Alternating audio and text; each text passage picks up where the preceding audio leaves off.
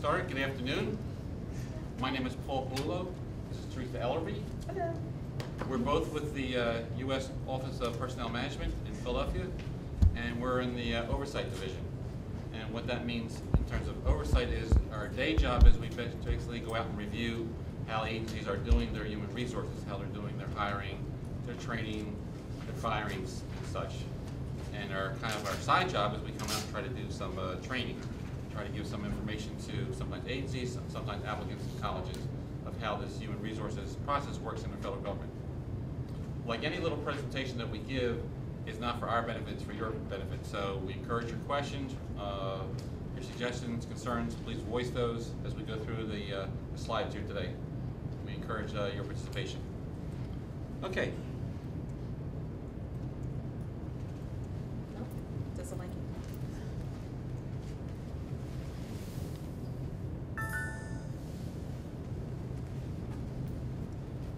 What we're basically going to cover today is the benefits, how pay works, give you a little bit of the landscape in terms of the federal government, in terms of human resources, talk about the general pay schedule a little bit, and then Teresa's going to go over how Usajobs work, which is the online website for most agencies in terms of posting their jobs when they have vacancies.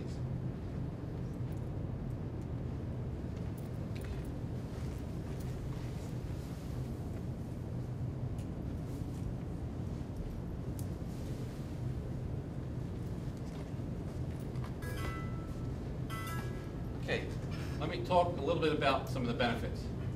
Obviously, when you're going to the federal government, you're talking about public service.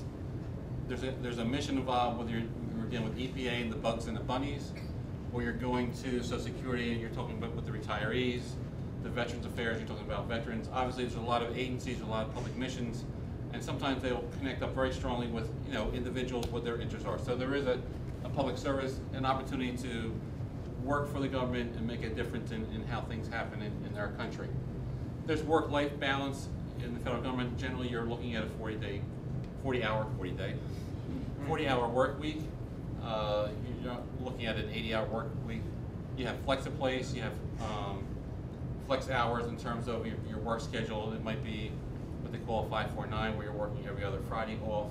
Sometimes you'll have C410s. Some agencies are getting into telework, where you can do some of your work from an off-site location. So there are flexibilities in terms of the work environment. There's advantages to advancement.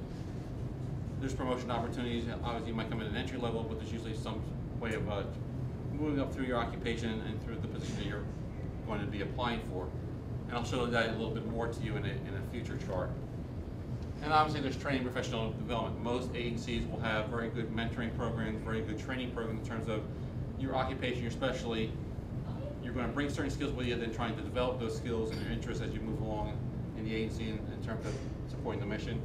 And obviously, there's benefits with the vacation days, life insurance, health insurance, and retirement. So a lot of benefits to the federal government, similar to the private sector, with the added thing up at the top there that you have the advantage of public service.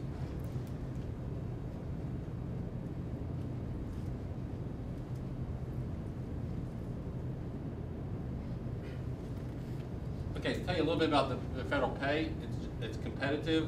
It ranges in grade levels from 1 through 15. I'll show a little bit more of that. GS1 would be kind of a worker trainee that someone with no experience. There is locality differences. Someone who works in San Fran is going to get different pay than New York, than DC. There's locality differences. So if you're working in Philadelphia, you're going to spend a couple of dollars more than if you're working in Harrisburg. There's locality differences in terms of the pay. And as you see, there's grades within the progression. Usually a 5-7 is an entry level, and you move up into a mid-range, all the way up to the managerial executive level of a 15. So there is a progression in terms out there for most of the agencies.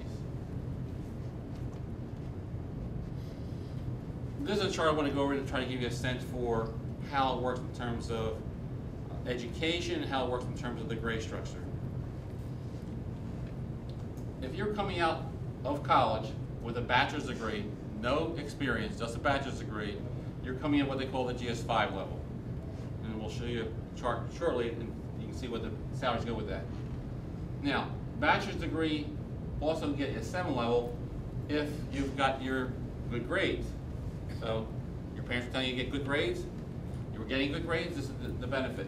You have a 3.0 or higher GPA, you're eligible for a GS7 with just a bachelor's degree when you're applying to jobs in the federal government. So while these are both entry level, the 7 has the advantage of you have the GPA of 3.0 higher, you'll be eligible for a GS7. That's known as the Superior Academic Achievement, SAA. Sometimes you'll see that in an announcement buried, that's what they're referring to. If you have a master's degree, you have a graduate degree, just education here, we're not talking about any experience, GS9 level. And you come out with a doctorate, PhD, or law degree, is GS11. So this chart is just showing you in terms of education. Now you have experience on top of education, then obviously you might be qualifying for different things at different levels. But this is just showing you what education would look like. Now, let's take that a little further and show you the salaries with locality. I mentioned a little bit more that the federal government has locality pay, so different locations get different pays. So Philadelphia it's 33, New York is 35, DC and Washington 34, rest of US. Rest of US would be any place where there's not a locality pay, such as I just mentioned Harrisburg. Okay, they're going to fall here. So high cost areas get more. I believe the highest cost area in the country, I think, is San Francisco. I believe so, yes. So I think their salary is even above New York. But it just to give you a sense for locality pay. And you see as you move out, here are the grade levels. So entry level 5 or 7, 7 level will put you in this column. We talked about career progression and promotion opportunities. A lot of jobs at the 5-7 level will lead to the 9-11, and some even to the 12. So it gives you a sense for what your salary could be in a short period of time. Now, to give you the travel tip of today, a lot of agencies' headquarters are located in Washington, D.C. A lot of opportunities for federal jobs, a lot of agencies, a lot of career opportunities. It's a very high cost of living, okay? Sometimes when we have to go on travel, we try to get reservation for hotels months ahead of time because the prices are so bad. But very high cost area. There are a few agencies that aren't in Washington, D.C., their headquarters. To give you one example is Social Security. Social Security's headquarters is in Baltimore. So your travel tip of the day, you work for Social Security headquarters, has a lot of opportunities, a lot of high paying jobs with high grades, but the cost of living, you're going to get the DC number, but the real estate and the rent prices, you're going to get the Baltimore numbers. So sometimes you can have it work for you in terms of locality pay, in terms of what the opportunities are.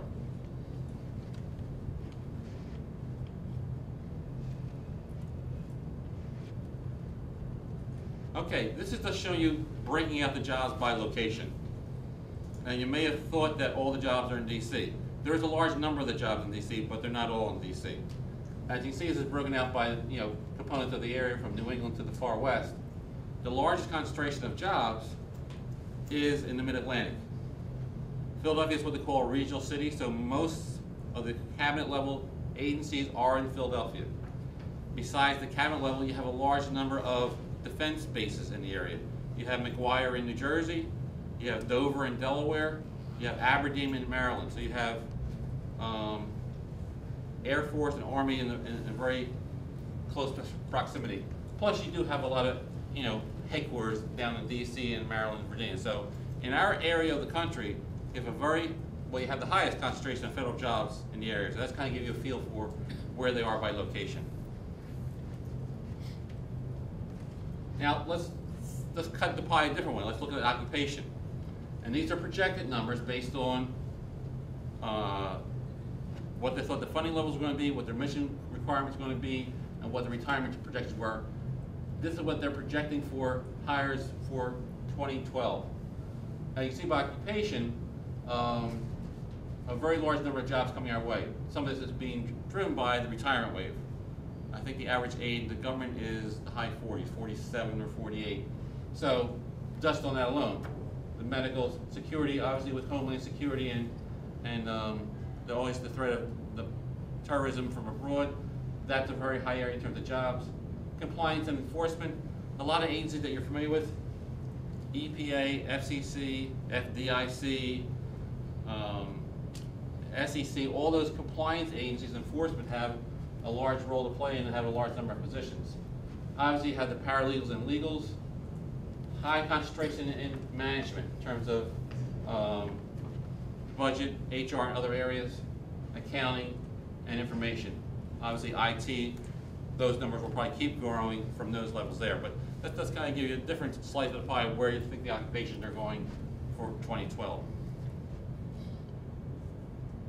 Slicing it even a different way is, what about locally? I'm listed in what's happening around here. So here's Pennsylvania, New Jersey, Delaware, and Maryland. These are not projections, these are occupied jobs. So this shows you where folks are in the area. So still looking at those occupations and looking at those locations, you can see large number of management jobs in Pennsylvania, New Jersey, Delaware, and Maryland. Some of the Maryland numbers are a little higher because you're getting into some of the agencies where they have their headquarters, say in Rockville or in Greenbelt, etc. But again, looking at occupations, there's a very strong presence of federal jobs in the tri-state area. And one more different slice.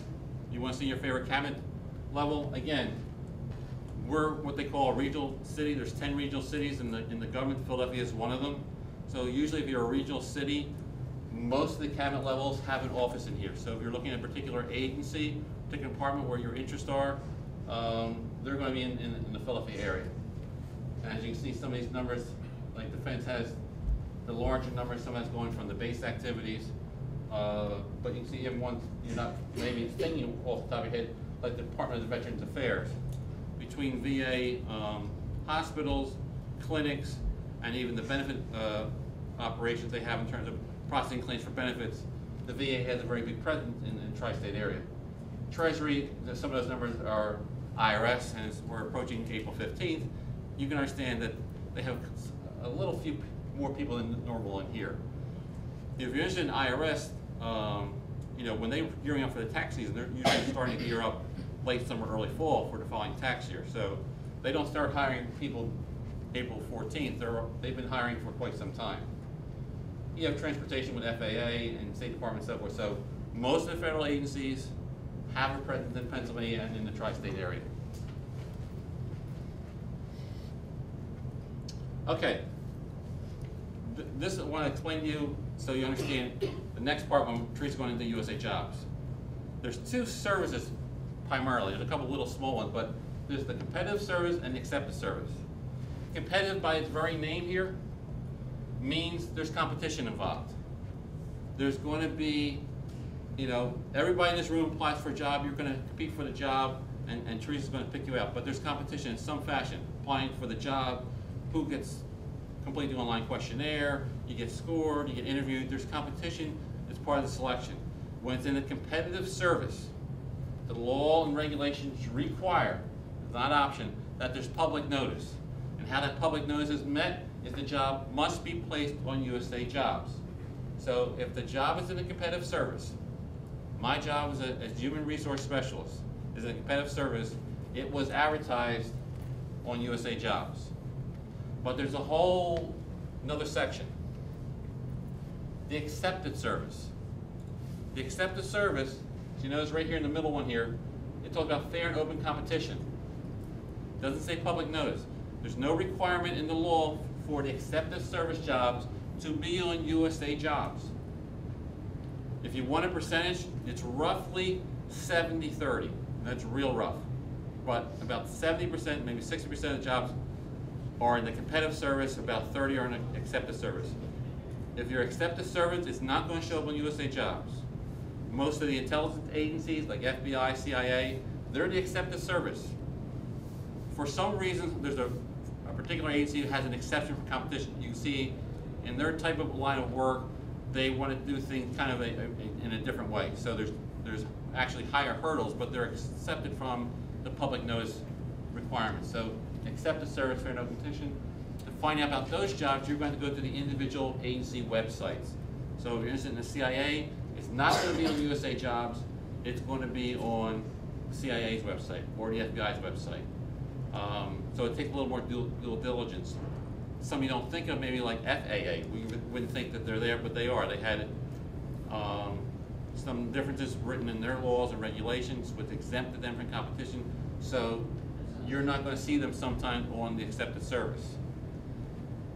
There used to be a program that just got, unfortunately for the graduates coming out, but there was a program called Fcip, the Federal Career Intern Program, that was abolished as of March 1st. That whole program was in the accepted service. Never showed up on USA Jobs. You could only find out about that when you went to the agency website. So it's another whole place to go. Teresa's going to tell you a lot of tips about USA Jobs. That's approximately 70% of the pie. It's another whole 30% or more that you have to do individual kind of footwork for to find out about jobs for those locations. Now, to give you a couple tips, other places to go, we are going to talk about USA Jobs, which I'm probably sure most of you are familiar with. There are the various agency websites. And sometimes the agency websites, it is a little bit like playing Where's Waldo.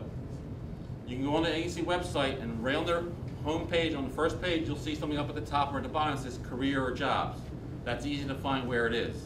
There's a few out there that aren't that easy. There's one, and I'll pick on one.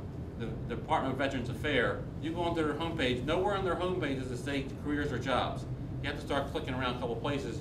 Eventually you're going to land on something called About VA. If you hit About VA, then you come down, there's a drop down, and eventually you'll find job or career. So most of them are fairly straightforward, but a couple of you have to look around a little deeper to find something.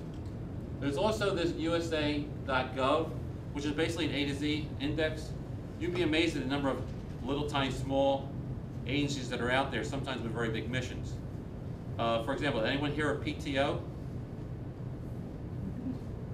I didn't either until I went there. PTO stands for the Patent and Trademarks Office.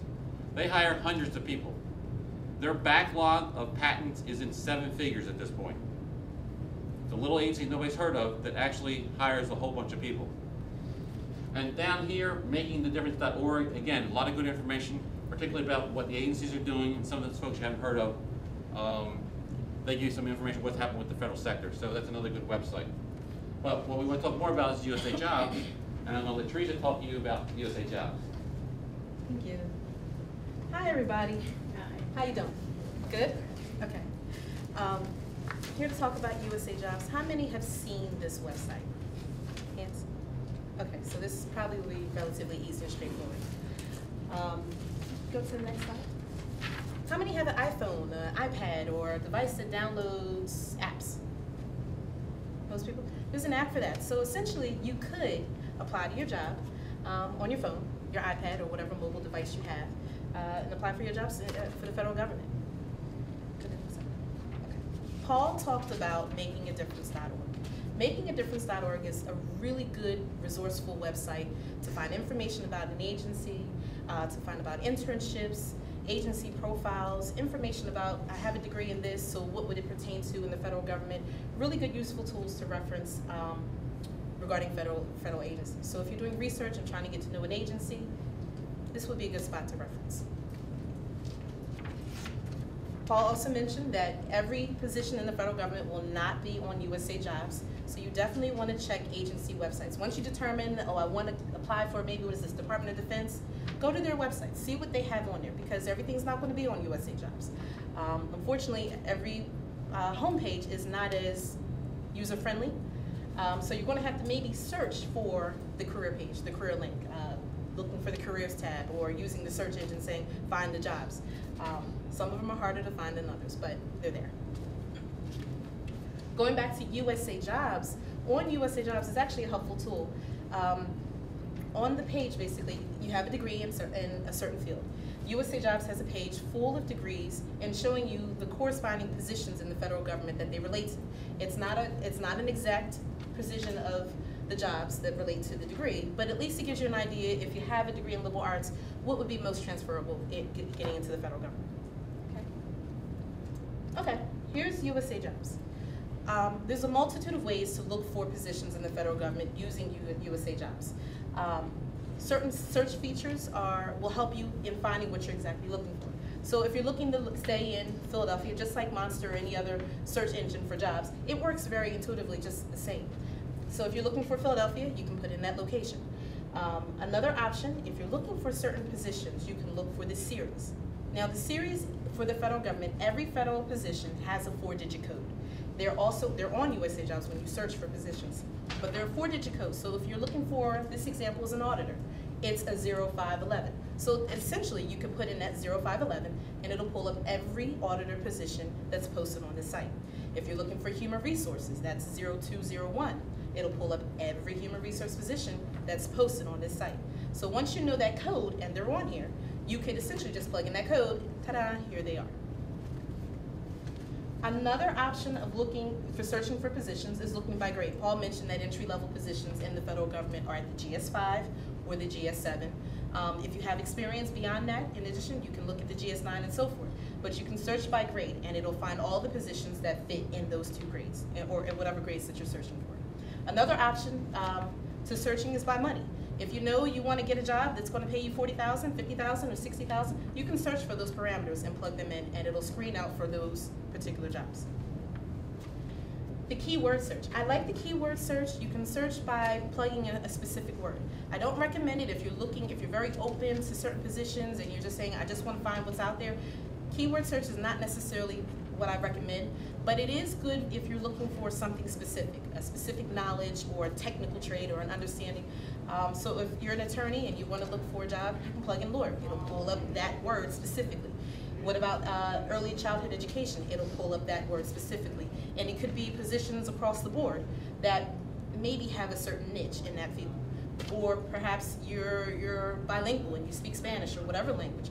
You can put Spanish in the keyword search and it'll pull up every position that may have that specific criteria. It could be an engineer, it could be a human resource specialist, it could be across the board, any position, but if you put that one word, it'll find that little niche or knowledge that you're looking for to hone into. The occupational search feature is also a helpful tool. Let's say you're a little bit more broad in a sense and you want to find certain positions under a specific umbrella. So like maybe you have an accounting degree and you want to find positions in finance. You not necessarily have to be an accountant, but maybe a budget analyst, a financial specialist, or an accountant, something under that field. You can search by occupational search for that finance field, and it'll pull up all of those positions. For this example, the safety, health, and physical and resource and protection field, those positions will pull up police officers, park rangers, security specialists, community planners. It'll pull up a whole umbrella, if you will, of positions that fall under that field. Does that make sense? Okay. The Save Search feature. The Save Search feature is pretty cool. Instead of hounding USA Jobs can essentially hound you. You can put in certain parameters into the website based on criteria, maybe the grade, the salary, the occupation, certain parameters, save it.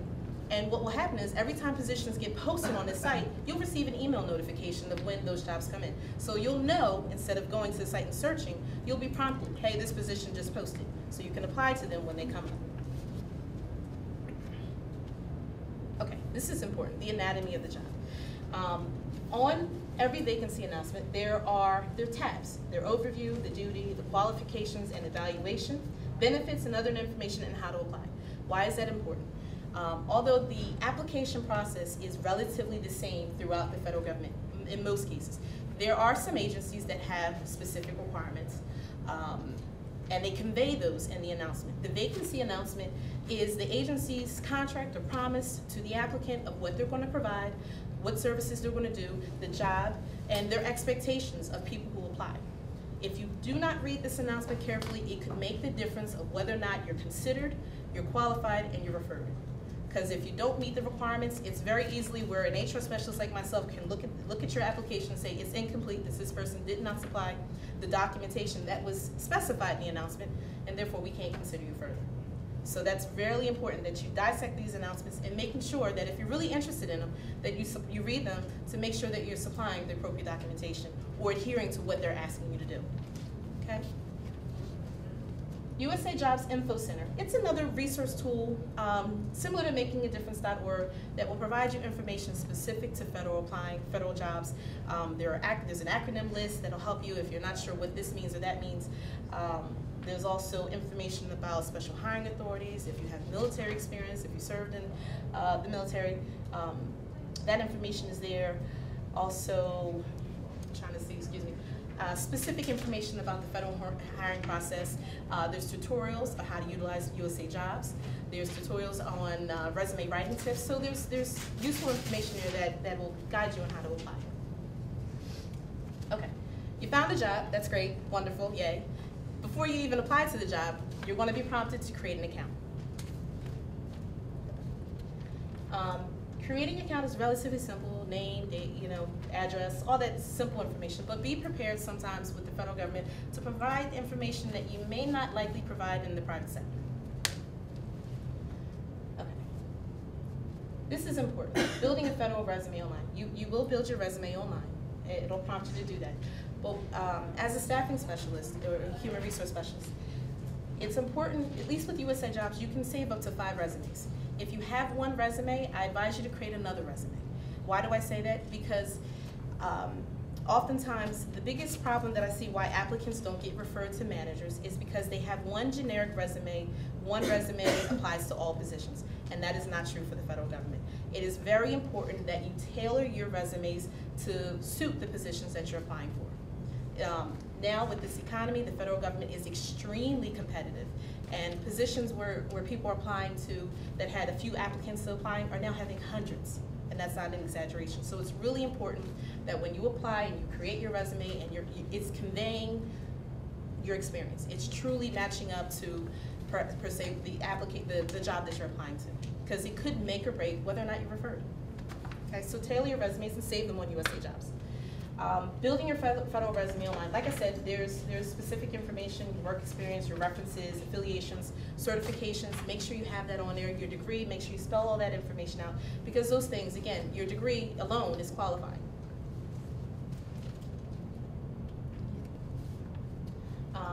As I mentioned before, the information that you may not be used to supplying when you apply for a federal position could be your citizenship. We will ask you if you're a citizen. Veterans preference, federal employment status, maybe even your social security number. When you write your resume, use action words. Action words. Management likes that, HR specialists like that. They want to see what you're doing. You managed, you overviewed, you tested, you developed. Those things are important. Make sure you convey what you've done. Because when an HR specialist looks at your resume, they're not going to guess. They won't guess. They may not even, if it's not spelled out, I'm not going to assume that just because you say I was an engineer, I'm not going to assume what you did. You must explain that stuff using those action words and really convey the scope and complexity of your experience. Okay? Do you have any questions in that? No? Okay. Include special skills. So if you have a certification, include that on your resume. If you're bilingual, include that in your resume. Definitely put that degree on there. But any special computer skills, any technical knowledge that's over and above, put it on there. Because that when management looks at that, it can make the difference. Save documents. The cool feature about save documents is that for some positions, not all, they'll require documentation, like your veterans preference, if you have DD-214s, or your transcripts to apply for certain positions. If you have a CPA, you may have to supply that. So it's neat that this feature will allow you to save those documents, and every time that you apply to positions, instead of trying to find the filing cabinet where you put your transcript, it's on here. You just recycle it every single time you apply to positions. The application status. Okay, you've applied, you supplied all the information, finally got it done. Here's the application status. The application status basically will document all the positions you've applied to through Usajobs. Why is this important? Because you can go back, log in, and check the status of your application. So essentially, in this field over here, application status where that question mark is, it could say your application was received, or your application was referred to management, or you were found not qualified. You could, so essentially you want to check back on here to see what's going on with your application. As the recruitment progresses, this field will get updated. Every vacancy announcement will have a point of contact. If you have questions, call them. There's nothing wrong with making yourself known and saying, hey, I'm Teresa, I'm interested in the job. Or if you have questions about the position, or if you have questions about the requirements that are spelled out in the announcement and what you need to submit, call them. Call them. Don't be hesitant. There's nothing wrong with doing so. They may not be all happy and gleeful that you're calling, but that's their job.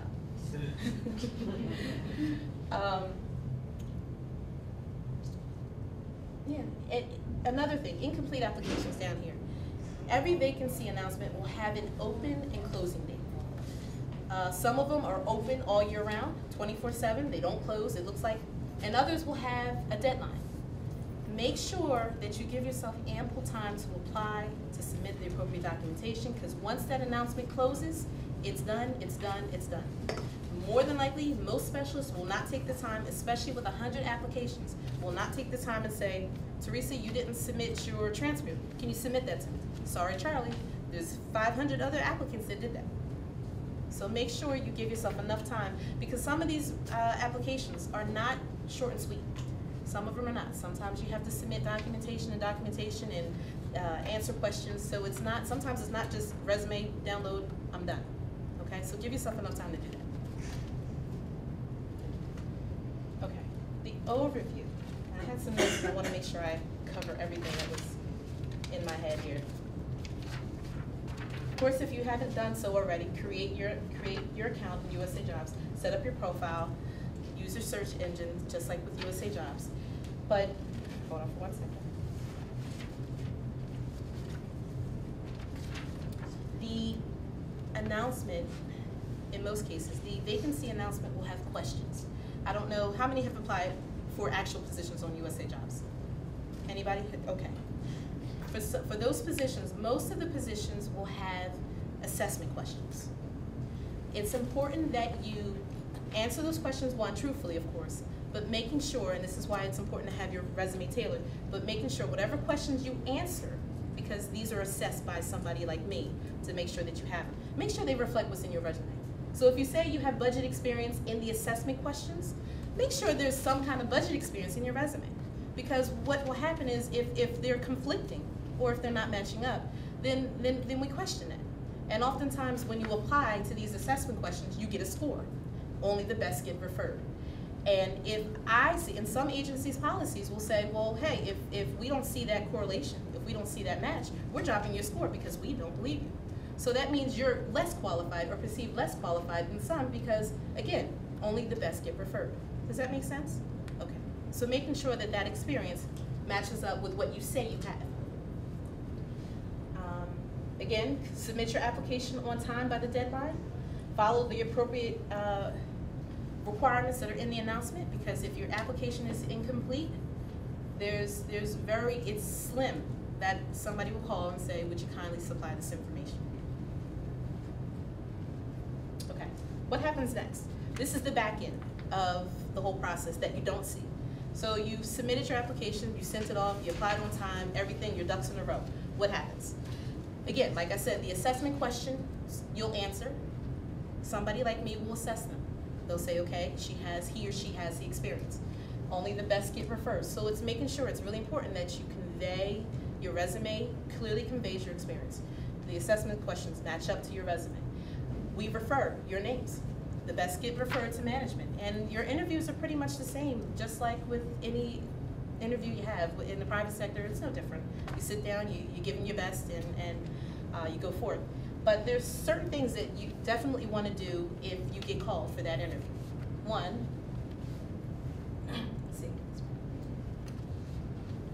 I'm sorry, you can go back. Go back. Yeah, I'm sorry. One is to research the agencies. If you're interviewing with Social Security Administration, look them up. Check their website.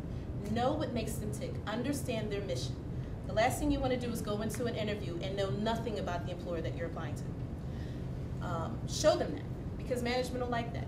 Come with questions to ask management about the job. As much as they're interviewing you, you're interviewing them. There's nothing wrong with asking about the work environment. Nothing wrong with saying, can I see the office, just to get an idea, because you are interviewing them. Come with questions, give them your best. Act like you're the solution to their problem. Okay?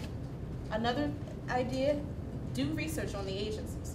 makingadifference.org, Usajobs, Googling, really come and have an understanding of what's their mission, what makes them tick. I'm so sorry. Background, yes, one more time. Background investigations, I didn't cover that. Every position in the federal government will have a background investigation. Some, and in fact, I think most, will have a security clearance requirement. Depending on the level of security, meaning top secret being one of the highest, it depends on whether or not, once you get the job, let's say, hey, I want to pick you, Teresa, great, I'll come on board. Depending on the level of security, could depend on how quickly you get into the position.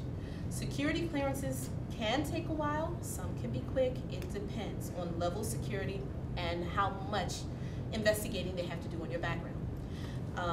So if, let's say, it's a top secret or very high security clearance, that could mean, for the most part, they'll have to do the background investigation and security clearance first before getting into the job. For others that are not as sensitive, you could actually work, get employed, work in your position while they do the background investigation. Does that make sense? So it could depend on how quickly, depending on those factors, how quickly you get into your position.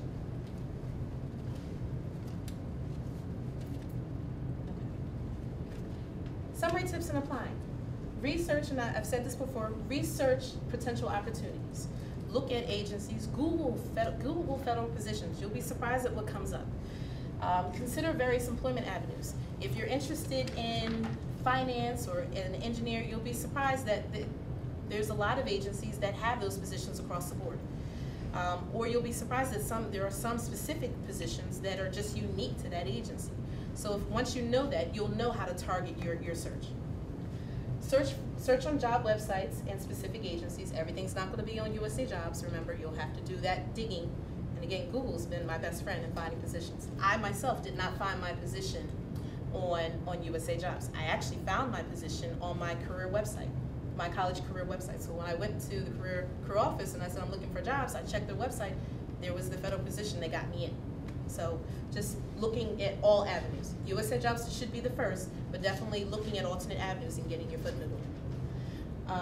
Follow the application instructions directly. Please, please, please check the announcement. It may have something quirky like supplying a writing sample or writing a narrative or something. You never know, but make sure you do that because that could mean the difference of saying, Teresa, you're referred, and Miss Teresa, you're not. Plan ahead and allow yourself plenty of time to complete the application. Some of these are short and sweet and others are not, so making sure that you submit the documentation by the closing date. Select carefully. Find jobs that match your interests and abilities. Apply to the jobs that you're qualified for. You'll know when you see it, I can do that. Apply to those. If it's something so off the wall that you have no knowledge of, save your time because these fields are so competitive. So competitive, only the best will get referred. And when an HR specialist will look at your resume, it will be obvious that you have the experience or you have the education or not. So save your time. Apply to the ones that really match up to what you have a passion for, what you've gone to school for, what you really want to get involved in. Follow up with the agency. Prepare for a wait. You've applied, you submitted, you contact HR. Yes, everything's there. We have it. We're assessing resumes. Prepare for wait. Some of the federal agencies are quicker than others. The federal government is really trying to expedite the application process and getting a quick turnaround and putting people in the jobs, but it's not a perfect system. So again, follow up with the agency to get an idea of what's going on, but plan for a wait. It's not always a quick, short and sweet process. And that's it. Anybody have any questions? Thank you. I just want to emphasize a couple things that we had to come up in the first session we want to come back to. The background investigation. To give you some kind of ballpark feel for it, federal agencies have a target of 80 days. From when I go down and say, Teresa, you have authority to hire. Woo. And Teresa runs out and gets things together, gets an announcement out there, someone reviews the applications, they set up the interviews, they make the decision, then the clock is still ticking for that 80 days, they gotta do the background check. A usual background check is probably about 4 weeks, but some of the more involved agencies, if you're going into a highly sensitive, very critical, very top secret organization, law enforcement, FBI, CIA, those are involved. They can take months, all right? You're getting involved with polygraphs, okay? The real thing. Drug testing. Drug testing, just like the TV show, only worse. So those things happen, but that's for the unusual job, not the usual. But to give you a framework, the background check is part of the job, and that happens in most of the cases. It's pretty straightforward. It's a couple weeks, but it is on the back end, so be aware of that. And the other thing we want to stress again that came up is it's competition. Okay, everybody in this job applies. Everybody in this room applies for a job, so it's competition. So you want to make sure your resume is up to date. It matches the online questionnaire, and perhaps the only person in the room that does a cover letter is Lauren. Will that set her apart from everybody? Was a cover letter required? Absolutely not. But Lauren took the extra step and did a cover letter. And where could you put that cover letter? You could have put those saved documents. Remember Teresa talked about those saved documents? You can store also a cover letter in there. It's sometimes those extra little things that, you know, Get you noticed. Get you noticed. Doesn't mean you do the pink resume with the Senate, you know, smell like a movie I won't name, but you know, Legally Blonde, in case you wonder which movie. But don't set yourself apart the wrong way. But it is competition. Keep in mind it is competition of what's going on. And the last thing from the first session, Google yourself. Because a lot of the hiring managers, not just the public sector, probably the private sector, they're Googling you and they're going to see what comes up. And as someone said to me earlier today, you want to make sure that everything comes up is stuff that you would show your grandmother. And not things you don't want your grandmother to see. Make sure your Facebook pages look appropriate, definitely. Now, some of that stuff probably not where a hiring manager should be. Yes, and that's part of our day job. But as applicants, we're also telling you that, you know, everything that should go into the hiring decision should be job related. So make sure everything on your personal website is job related. Okay? Any questions? I have one quick question. Just in terms of the less sensitive jobs, less sensitive agencies, what kinds of things could potentially bar you from going any further in the application process that a hiring manager would look at? Well, they're generally trying to line up your experience. So if Right. you said you had financial experience, they're going to ask you Well, about that. Right, but I mean in terms of the background, yeah, like traffic tickets and things like No. that, I would not think. No. No. Car accidents or anything like that. No, the hiring manager's not going to look at that. They're going to have someone separate do the background. Right. But what Unless it's job related. Because if you had a traffic accident and the job you're applying for requires you to drive. Right, see something like that, sure, that makes sense. There has to be a nexus to Right.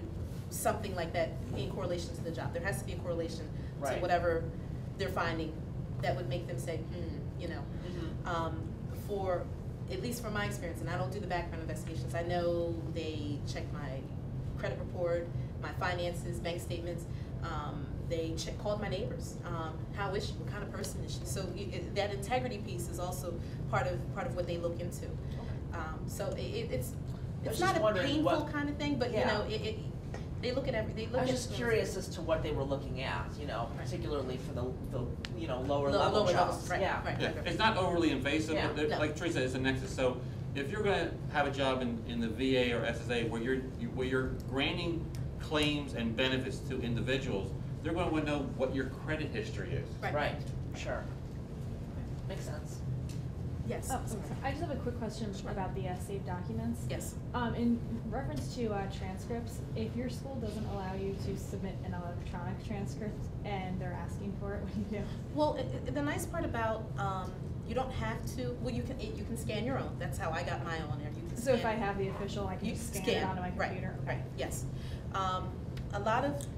Most of the jobs on Usajobs, when you apply, you may be rerouted to the agency's specific staffing system, and that system will allow you to fax your documents in as well. So if you can't upload or save your documents on Usajobs because it's just simply not electronic, you have the option at least of faxing them as well. Okay. There's also the option of you can just do a list of courses. Okay, and let's say you didn't have a copy, you were just, you know, as Teresa said, the closing date's coming, but you can do a list of courses, okay? You can do the fax copy. The only time you're going to have the official copy is most agencies will require that before you come on board, just to verify that. To validate that you have the degree that you say. But just for the application. For the application, yes. Yeah, so the application part, you don't need that, but you'll need it officially at some point down the road, but not at the application point. Okay. Yes, ma'am. I've heard that it's better not to upload your resume, but rather complete it online. Is that right? Either or. It's quality over quantity. It's really about what you have in your resume. I mean, the Usajobs format, It has more things in it, like your citizenship, grade levels that you're willing to accept. There's more government-specific information that you'll be prompted to put into the Usajobs system. However, when somebody who's reviewing your application and looking at your resume, they're looking to qualify you. They're looking at your experience. They're looking at your degree. They're looking at the content of what's there to qualify you. So really, what format you use it's at your options. It's at your discretion. Yes, ma'am. Are most of the federal government jobs posted internally first and then open to the public? I would love to say that no. It depends on the agency. Some agencies have their own internal policies, say we're going to offer them to our folks first and then open them up to the public. Sometimes the positions are so high in demand that they have to go out which way they can to pull in people. So it's a hit or miss to know what they do. Yeah, I don't think there's a general pattern. I think No. a lot of them do it both ways. They'll do inside and outside. But I can't tell you there's really a pattern as to what to do. A few of them have some internal agreements, but I don't think I can tell you there's a pattern as to how they do that. Yes. Would you say that people who had a background previously within the government sector have more of an advantage over those that are not in the government sector? Because when I look on the website, and yes, if I have a bachelor's degree and a master's degree, automatically, yeah, I qualify for it, but when I read the job announcement, it indicates you must have this experience in the government this or government that. So how can a person, if we're trying to get into the government, what kind of tips can you provide for us if we don't have that government experience?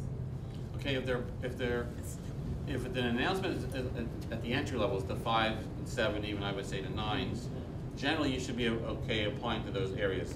When you get into more of the mid-range, and I'm going to call the mid-range 9, 11, 12, some of those are looking for experience, so sometimes they're looking for somebody to come on board, and sometimes it's the agency, sometimes even the hiring manager. The hiring manager is basically saying to the HR rep that I don't want to orientate and train a new person, I want somebody to hit the ground running, so I want somebody coming with experience and education.